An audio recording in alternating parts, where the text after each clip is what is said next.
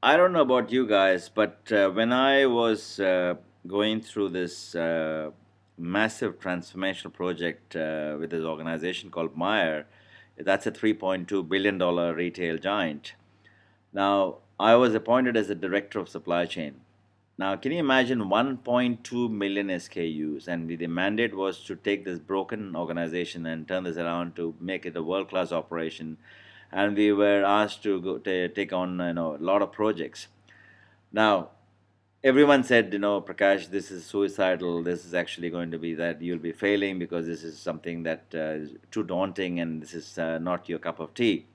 Now, naturally, the overwhelm factor comes into play. And time and again, we all face this, regardless whether you work for a company or you take on any project or you actually studying for exams, you feel, oh my God, this is too much to take.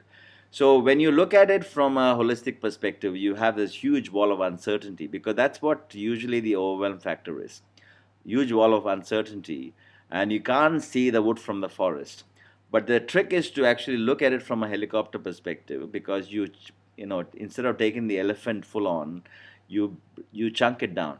You chunk it down into smaller bites where you go on to achieve success on those small projects and you get have those milestones and you celebrate.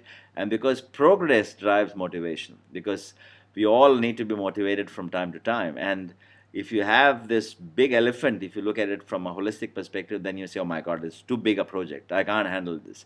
And that's what the fear factor comes into play. And we get overwhelmed with this. So instead of that, if you chunk it down, like in our case, the project I was mentioning, we broke it down to 101 small projects, and we achieved that in record time, less than a year, putting millions of dollars to profit line, all because we could actually chunk it down. And you looked at the keeping their bigger vision always in mind, but act locally. Think global, act local. So when you, it's like taking a dip in the swimming pool, and you look at the finish line, but take a dip and then just come up to take some oxygen and you keep going. And the same thing, you can actually apply this principle to anything in life, and you can go on to achieve success.